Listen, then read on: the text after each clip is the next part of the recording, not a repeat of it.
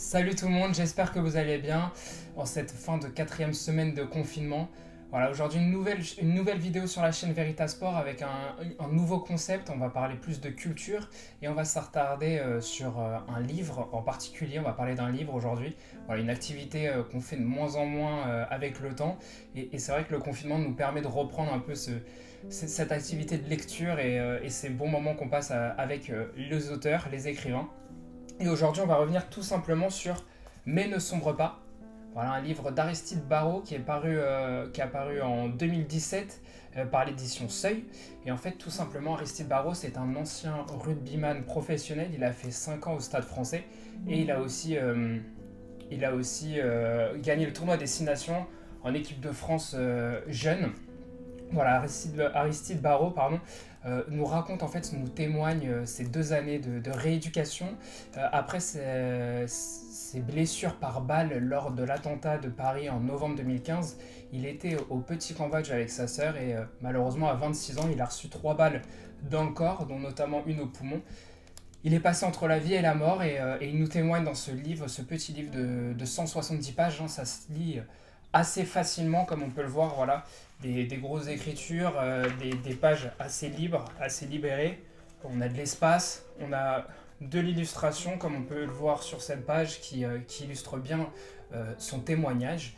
Et donc c'est un livre qui se lit assez facilement, qui revient donc sur les attentats et son parcours. C'est poignant.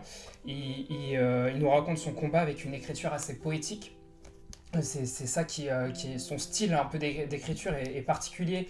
Il va être rythmé par des rimes, rythmé par le rap qu'il écoute. Notamment, il va faire une dédicace sur Oxmo Puccino à un moment dans le livre.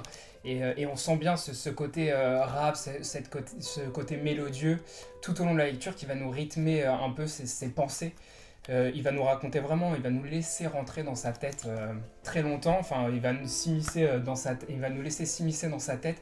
C'est assez sympa. Il va nous partager ses pensées, ses vérités, ses mensonges, ses douleurs, son combat, ses relations avec ses amis, sa famille ou alors des individus. Et on a vraiment cette impression d'être au-dessus de son épaule lorsqu'il écrit ces lignes. Il parle notamment beaucoup de nuits d'insomnie et on imagine qu'il a écrit vraiment ce livre pendant ces nuits d'insomnie, qu'on est au-dessus de son épaule et qu'on découvre en même temps, qu'on ressent en même temps ce que lui veut nous raconter. Un témoignage vraiment poignant du coup et il y a un certain recul et ça c'est à noter, c'est son recul sur son autobiographie. C'est une auto-analyse qui fait qu'il est d'une grande maturité, d'une grande sincérité et c'est remarquable. Il peut analyser des épreuves de son combat, de son parcours et ça rend le discours encore plus fort.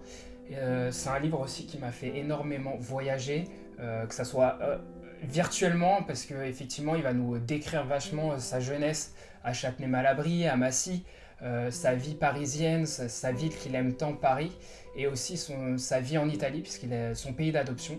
Il a joué là-bas pendant plusieurs années dans une équipe de Venise en Italie et aussi va nous faire voyager vraiment par ses pensées. Il a une pensée philosophique très intéressante, une vision de la vie et va nous faire partager ça avec des métaphores.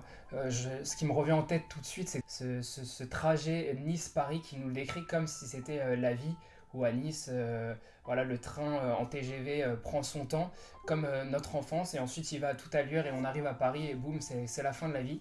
Voilà, plein de choses comme ça, plein de pensées qui nous partagent. Alors après, forcément, on n'adhère pas, chacun est libre de penser comme il l'entend, mais c'est vrai que ça fait réfléchir et il y a une belle notion d'abnégation, de courage, de motivation et un long combat qui mène tout au long de ces 2 années et on vit ça avec lui.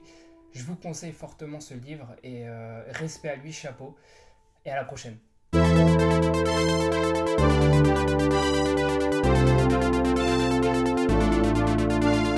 What time is it? What time is it? Veritasport.